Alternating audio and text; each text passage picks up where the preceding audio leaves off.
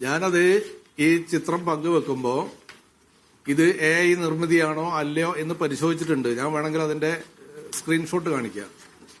ഞാനത് പങ്കുവെക്കുമ്പോൾ ഗൂഗിൾ ഇത് പരിശോധിക്കാനുള്ള ഒരു മാർഗമുണ്ട്, നിങ്ങൾക്ക് അറിയാലോ. അത് പരിശോധിച്ചിട്ട് അതിന്റെ റിപ്പോർട്ടാണിത്. ഗൂഗിളിൽ ഈ ചിത്രം കൊടുത്തതിന് ശേഷം ഇത് AI നിർമ്മിതിയാണോ എന്ന് പരിശോധിച്ചിട്ടുണ്ട്.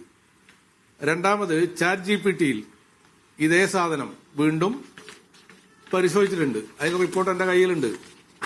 അത് രണ്ടും കിട്ടിയതിന് ശേഷമാണ് നമ്മൾ ഈ പടം അപ്ലോഡ് ചെയ്യുന്നത്. ഇതൊന്നും വ്യാജ നിർമ്മിതിയല്ല എന്നാണ് എനിക്ക് കിട്ടിയ, ഈ രണ്ട് പ്ലാറ്റ്ഫോമിലും ഞാൻ ചോദിച്ചപ്പോൾ കിട്ടിയ മറുപടി എന്റെ കയ്യിലുണ്ട്, എന്റെ ഫോണിലുണ്ട്. പിന്നെ ഞാനെന്തിനാ അത് അസ്വസ്ഥപ്പെടണം? ഞാൻ എവിടെ ഉണ്ടാക്കിയ ചിത്രമല്ല, സോഷ്യൽ മീഡിയയിൽ നിന്ന് കിട്ടിയ ചിത്രമാണ്. ഇപ്പൊ മുഖ്യമന്ത്രിയുടെ ഓഫീസ് തന്നെ പുറത്തുവിട്ട ഒരു വീഡിയോ ഉണ്ടല്ലോ, ആ വീഡിയോയുടെ ഫുൾ ടെസ്റ്റ് വിടട്ടെ. മുഖ്യമന്ത്രി എഡിറ്റ് ചെയ്തൊരു വീഡിയോ അല്ലേ പുറത്തുവിട്ടത്? ആ ചടങ്ങിന്റെ മുഴുവൻ വീഡിയോയും പുറത്തുവിട്ടാൽ ഇപ്പൊ പുറത്തു വന്ന ഇതിനേക്കാൾ ഗുരുതരമായ ചിത്രങ്ങൾ അതിനകത്തുണ്ട്. അത് വിടട്ടെ, മുഖ്യമന്ത്രി വിടുക. എന്താണ് സുബ്രഹ്മണ്യൻ ഉദ്ദേശിക്കുന്ന ഗുരുതരമായ ഓഫീസ് വിടുക? സുബ്രഹ്മണ്യൻ, എന്താണ് ഈ ഗുരുതരമായ മുഖ്യമന്ത്രിയുടെ ഓഫീസ് പുറത്തുവിട്ട വീഡിയോ എഡിറ്റഡ് വീഡിയോ ആണ്. ഗുരുതരമായ ചിത്രം എന്ന് ഉദ്ദേശിക്കുന്നത് എന്താണ്?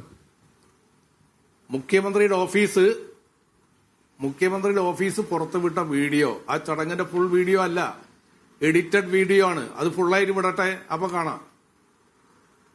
ആ മൊത്തം ആദ്യം മുതലുള്ള മുഖ്യമന്ത്രി വരുമ്പോഴും പോകുമ്പോഴും മുതലുള്ള മുഴുവൻ വീഡിയോയും മീഡിയക്ക് പുറത്തു വിടട്ടെ. അതായത് ഈ സ്വർണ്ണക്കൊള്ള നടക്കുന്നതിന് മുമ്പും ശേഷവും ഒക്കെ പോറ്റിക്ക് മുഖ്യമന്ത്രിയുമായി അടുത്ത ബന്ധമുണ്ട് എന്നാണോ നിങ്ങൾ ആരോപിക്കാൻ ശ്രമിക്കുന്നത്? ഉണ്ടല്ലോ, ഉണ്ടാവണല്ലോ. അല്ലെങ്കിൽ പിന്നെ എന്തിനാണ് ഈ ജയിലിൽ കിടക്കുന്ന ആളുകളുടെ പേരിൽ നടപടിയെടുക്കാത്തത്? കടകംപള്ളി സുരേന്ദ്രന്റെ അതല്ല, മുഖ്യമന്ത്രിയോടൊപ്പം ഏതെങ്കിലും ചടങ്ങിൽ പങ്കെടുത്തു എന്നുള്ളതുകൊണ്ട് മുഖ്യമന്ത്രിയുമായി വ്യക്തിബന്ധമുണ്ട് എന്ന് നിങ്ങൾ ആരോപിക്കുമ്പോൾ സോണിയാഗാന്ധിയുമായും വ്യക്തിബന്ധമുണ്ട് എന്ന് CPM-നും ആരോപിക്കാമല്ലോ.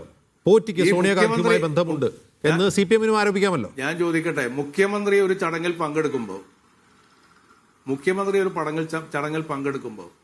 ഈ ഭീമ ജ്വല്ലറി കൊടുത്ത ഒരു വാഹനം പുറത്തിറക്കാൻ എന്തിനാണ് പോറ്റിയുടെ സാന്നിധ്യം അവിടെ? എന്തിനാണ് പോറ്റി അവിടുത്തെ DGP-നെ ഷാളണിയിക്കുന്ന പടം പുറത്തു വന്നില്ലേ? ഈ പോറ്റിയല്ലേ ഇതിന്റെ മുഴുവൻ ഇടനിരയിൽ നിന്നത്? പോറ്റിയല്ലേ ഇത് ഓർഗനൈസ് ചെയ്തത്? പോറ്റി കൂടിയല്ലേ മുഖ്യമന്ത്രിയുടെ കയ്യിലേക്ക് ഈ താക്കോൽ കൊടുത്തത്? നമ്മളത് കണ്ടതല്ലേ. ഒരു ബന്ധമില്ലാത്ത ഒരാൾക്ക് മുഖ്യമന്ത്രിയുടെ കയ്യിലേക്ക് താക്കോൽ കൊടുക്കാൻ പറ്റുമോ? ഈ വാഹനത്തിന്റെ താക്കോൽ മുഖ്യമന്ത്രിക്ക് കൊടുത്തത് പോറ്റി കൂടിയാണ്. അതിന്റെ വിഷ്വൽസ് ഇല്ലേ? അടുത്ത ബന്ധമില്ലെങ്കിൽ അങ്ങനെ നടക്കുമോ? കേരളത്തിലെ പോലീസിന്റെ സംസ്ഥാന മേധാവിക്ക് ഷാളിടുന്നത് പോറ്റിയല്ലേ? പോറ്റിക്ക് അവിടെ എന്താ റോള്? ഭീമ ജ്വല്ലറിയിൽ ആരാണ് പോറ്റി? ഈ ചടങ്ങ് സംഘടിപ്പിച്ചത് പോറ്റിയാണ്. ആ പോറ്റിയുടെ അടുപ്പം കൊണ്ടാണ് മുഖ്യമന്ത്രി ആ പരിപാടിയിൽ പങ്കെടുക്കുന്നത് എന്നാണ് ഞങ്ങൾ മനസ്സിലാക്കുന്നത്. ആരാത് ഓർഗനൈസ് ചെയ്തത്? എന്തുകൊണ്ടാണ് ഈ സ്വർണ്ണക്കൊള്ളയിൽ ജയിലിൽ കിടക്കുന്ന രണ്ടാളെ പേരിൽ നടപടിയെടുക്കാത്തത്? ഈ വിവരങ്ങളൊക്കെ പുറത്തു വരുന്നുള്ളതുകൊണ്ടല്ലേ. മുഖ്യമന്ത്രിയുടെ ഒരു പടം പങ്കുവെച്ചാൽ അത് കലാപാഹ്വാനമാണ് എന്ന് പറഞ്ഞ് കേസെടുക്കുന്ന കേരളത്തിലെ പോലീസ് എനിക്കെതിരെ കേസെടുത്തത് AI നിർമ്മിച്ച പടം. ആംബുലൻസ് കൈമാറ്റ ചടങ്ങ് നടന്നത് റവാഡ ചന്ദ്രശേഖർ DGP ആയതിനു ശേഷമാണ്. അതായത് ഈ വർഷം തന്നെയാണ്.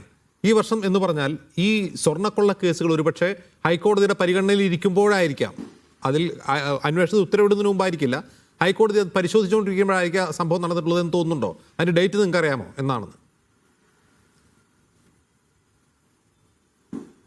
അല്ല, ഡേറ്റ് ഉണ്ട്. അത് എനിക്ക് തോന്നുന്നത് എന്റെ കയ്യിൽ അതിന്റെ ഡേറ്റ് ഉണ്ട്, ഞാൻ പറയാം. ഒക്ടോബർ 3-ാം തീയതിയാണ്. അതായത് സുപ്രീം കോടതി ഹൈക്കോടതി ആ കേസ് പരിഗണിക്കുമ്പോഴാണത്. അതെ, ഒക്ടോബർ 3-ാം തീയതിയാണ്.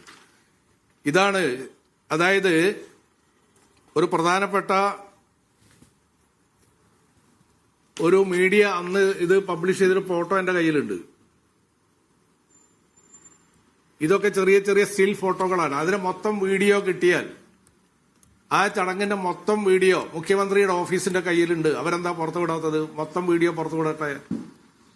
മൊത്തം വീഡിയോ പുറത്തുവിട്ടാൽ മുഖ്യമന്ത്രി ഈ ഉണ്ണികൃഷ്ണൻ പോറ്റിയുമായി വലിയ സൗഹൃദമുണ്ടെന്നും അടുപ്പമുണ്ടെന്നും ബോധ്യപ്പെടുന്ന വിഷ്വൽസ് അതിനകത്തുണ്ട്. അത് പുറത്തു വിടട്ടെ. അതെന്താ പുറത്തു വിടാത്തത്? ശരി, വളരെ ഗുരുതരമായ ഒരു ആരോപണമാണ് എൻ സുബ്രഹ്മണ്യൻ ഉന്നയിക്കുന്നത്. അതായത് പുറത്തുവിട്ടത്. ഒക്ടോബർ 3-നാണ് ഈ സംഭവം നടന്നതെങ്കിൽ ഹൈക്കോടതി ഈ കേസ് പരിഗണിച്ച് ഇതിൽ പ്രത്യേക അന്വേഷണ സംഘത്തെ നിയോഗിച്ചതിന് ശേഷമാണ് സുബ്രഹ്മണ്യം പോറ്റി ഈ ആംബുലൻസ് കൈമാറിയതെന്ന് വരും. അതിന്റെ വസ്തുത കൂടി ഏതായാലും അറിയേണ്ടതുണ്ട്.